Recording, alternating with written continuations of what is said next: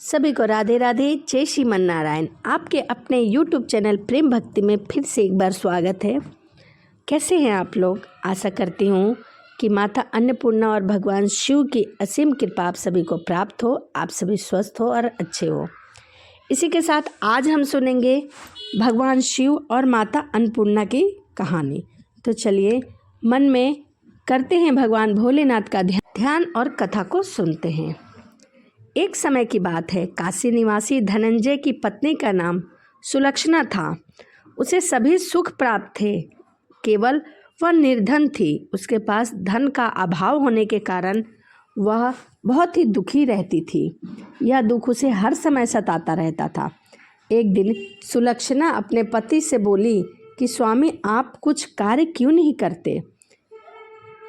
इस प्रकार कब तक चलेगा? सुलक्षणा की बात धनंजय के मन में बैठ गई और वह उसी दिन विश्वनाथ शंकर जी को प्रसन्न करने के लिए बैठ गए और कहने लगे कि हे देवादिदेव महादेव, हे विश्वनाथ, मुझे पूजा पाठ करना कुछ भी नहीं आता, केवल आप पर भरोसा है, इसीलिए बैठा हूँ, आपसे विनती कर रहा हूँ।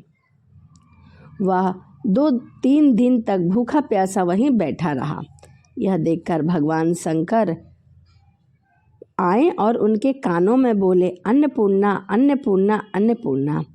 इस प्रकार 3 बार भगवान शंकर ने माता अन्नपूर्णा का नाम लिया। इसी सोच में धनंजय पड़ गया कि मंदिर से मैं तो कई भगवान हैं, लेकिन यह माता अन्नपूर्णा कौन है? तभी धनंजय एक ब्राह्मण को आता हुआ देखा और उनसे पूछने लगा कि पंडित जी, अन्नपूर्णा कौन है?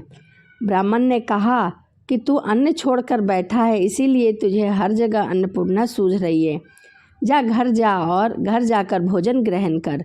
धनंजय घर गया और अपने स्त्री से सारी बात कह दी। वह बोली, नाथ चिंता मत करो, स्वयं शंकर जी ने आपको यह मंत्र दिया है, वह स्वयं ही आपको राह भी दिखाएंगे। आप फिर जाकर उन्हीं की आराधना करो। धनंजय फिर जैसा का तैसा पूजा में बैठ गया। रात्रि में शंकर भगवान ने आज्ञा दी और कहा, तू पूर्व दिशा में चला जा। वहाँ माता अन्नपूर्णा का नाम जपता हुआ चलता गया। रास्ते में फल खाता, झरनों का पानी पीता, इस प्रकार कितने दिन तक लगातार चलता गया। वहाँ उसे चांदी सी चमकती वन की शोभा देखने को मिली, सुंदर सरोवर देखने को मिला। उसके किनारे कितने ही अप्सराएं झुंड बनाकर बैठी थी। उनमें से एक कथा सुनती और दूसरी सुनाती थी। सब मिलकर माँ अन्नपूर्णा इस बार मेरी मनोकामना जरूर पूर्ण करेंगे, बार बार ऐसी कहती थी। और आज से ही व्रत का आरंभ था। जिस शब्द की खोज करने धनंजय निकला था, वह उसे वहाँ सुनने को मिला। धनंजय उनके पास जाकर पूछने लगा कि हे देवी, आप किस व्रत की बात कर रही हैं? यह क्या है? उन सब ने कहा, हम माँ अन्नपूर्णा का व्रत करती हैं। धनंजय ने पूछा, व्रत पूजा करने से क्या होता है? यह किसी ने किया भी है? इसे कब किया जाता है? कैसे व्रत किया जाता है? इसकी क्या विधि है? आप सब विस्तार पूर्वक मुझे बताइए। वह कहने लगी, इस व्रत को सब कोई कर सकता है। 21 दिन तक के लिए 21 गांठ का सूत लेना चाहिए। 21 दिन यदि न बने तो 1 दिन उपवास रखे। यह भी न बने तो केवल कथा सुनकर प्रसाद ले। निराहार रहकर कथा कहे। कथा सुनने वाला कोई न मिले तो पीपल के पत्ते के ऊपर सुपारी और धृत रखकर भी कथा कह सकते हैं। वृक्ष के सामने एक दिया अवश्य जलाएं, क्योंकि दिया साक्षी होता है। सूर्य, गाय, तुलसी या महादेव के बिना कथा सुनाए मुख में दाना न डालें। इन सभी की कथा सुनाए। यदि भूल से भी कुछ पड़ जाए तो 1 दिवस फिर उपवास करे। व्रत के दिन क्रोध न करे, झूठ न बोले। धनंजय बोला, इस व्रत के करने से क्या होता है? वह कहने लगी कि इस व्रत के करने से अंधे को नेत्र मिल जाता है, लूल्हे को हाथ मिल जाता है, निर्धन के घर धन आ जाता है, बांझी को संतान मिल जाती है, मूर्ख को विद्या मिल जाता है। जो जिस कामना से इस व्रत को करता है उसकी सभी मनोकामनाएं पूर्ण होती हैं। वह कहने लगा कि बहन, मेरे पास तो सब कुछ है परंतु धन और विद्या नहीं है, इसी से मैं बहुत दुखी हूँ। ब्राह्मण हूँ और मैं इस व्रत को जरूर करूँगा, इसका सूत जरूर लूँगा। तभी अप्सराएं कहने लगी कि हाँ भैया, ठीक है, तेरा कल्याण हो, हम तुम्हें अवश्य सूत देंगे। इस व्रत का मंगल सूत ले धनंजय ने व्रत किया। व्रत पूरा हुआ तभी सरोवर में से 21 खंड की सुवर्ण सीढ़ी हीरा मोती जड़ी हुई प्रकट हुई। धनंजय जय अन्नपूर्णा कहता चला जा रहा था। इस प्रकार कितनी ही सीढ़ियाँ उतर गया तो क्या देखता है कि करोड़ों सूर्य से प्रकाशमान अन्नपूर्णा का मंदिर है। उसके सामने सुवर्ण सिंहासन पर माता अन्नपूर्णा विराजमान है। सामने भिक्षा हेतु भगवान शंकर खड़े हैं। देवगन्याएं चवर डुलाती हैं। कितने ही हथियार बंधे पहरा दे रहे हैं। धनंजय दौड़कर जगदम्बा के चरण में जाकर गिर पड़ा। देवी उसके मन की सभी बात जान गई थी। धनंजय कहने लगा, माता, आप तो अंतर्यामिनी हैं, आपको अपनी दशा क्या बताऊं। माता बोली, मेरा व्रत किया है, जब संसार में तेरा सत्कार होगा।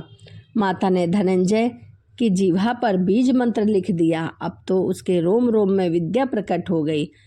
इतने में क्या देखता है कि वह काशी विश्वनाथ के मंदिर में खड़ा है। माँ के वरदान से धनंजय घर आया। सुलक्षणा से सारी बात कही। माता जी की कृपा से उसके घर में धन और संपत्ति उमड़ने लगी। छोटा सा घर बहुत बड़ा हो गया। बहुत सारे रुपए पैसे होने लगे। जैसे शहद के छत्ते में मक्खियाँ जमा होती हैं, उसी प्रकार अनेक सगे संबंधी आकर उसे बधाइयाँ देने लगे। कहने लगे कि इतना धन, इतना बड़ा घर, सुंदर संतान नहीं तो इस कमाई का कौन भोग करेगा। सुलक्षणा से संतान नहीं है, इसीलिए तुम दूसरा विवाह कर लो।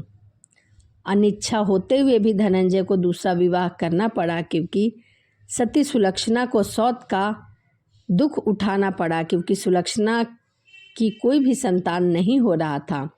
इस प्रकार दिन बीतते गए। फिर अगहन मास आया। नए बंधन से बंधे पति से सुलक्षणा ने कहलवाया कि हम व्रत के प्रभाव से सुखी हुए हैं, इस कारण यह व्रत छोड़ना नहीं चाहिए। हमें माता अन्नपूर्णा का व्रत रखना चाहिए, पूजा करना चाहिए, जो हम इतने संपन्न और सुखी हैं। सुलक्षणा की बात सुनकर धनंजय उसके यहाँ आया और व्रत करने बैठ गया। यही बात नई बहू को अच्छी नहीं लगी और इस व्रत की खबर उसे नहीं थी। वह धनंजय के आने का राह देख रही थी। दिन बीतने लगा और व्रत पूर्ण हुआ।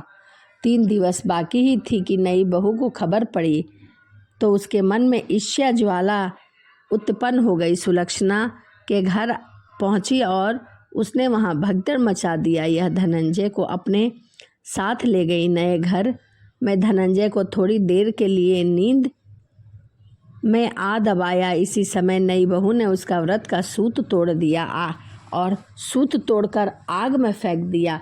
अब तो माता अन्नपूर्णा का प्रकोप जाग गया। घर में आग लग गई, सब कुछ जलकर राख हो गया। सुलक्षणा जान गई कि पति ने पूजा पूर्ण नहीं किया, उपवास अधूरा कर दिया, इसी से यह सब हुआ है। नई बहू रूठकर अपने पिता के घर जा बैठी। पति को परमेश्वर मानने वाली सुलक्षणा बोली, नाथ घबराए नहीं, माता जी की कृपा अलौकिक है। पुत्र कुपुत्र हो जाता है परंतु माता कुमाता नहीं होती।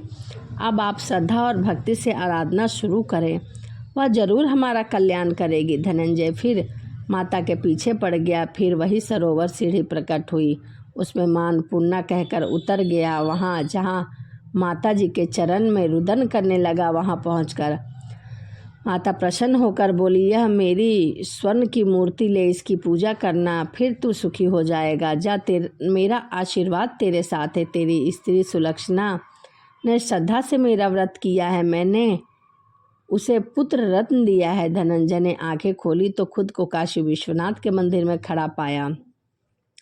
वहाँ से फिर उसी प्रकार घर को आया। इधर सुलक्षणा के दिन चढ़े हुए थे और महीना पूरे होने पर उसने एक पुत्र रत्न को जन्म दिया। गांव में आश्चर्य की लहर दौड़ गई। इस प्रकार उसी गांव के निसंतान सेठ के पुत्र होने पर उसने माता अन्नपूर्णा का मंदिर बनवा दिया। उसमें माता जी की धूमधाम से मूर्ति रखी गई, यज्ञ किया और धनंजय को मंदिर का आचार्य पद नियुक्त कर दिया गया।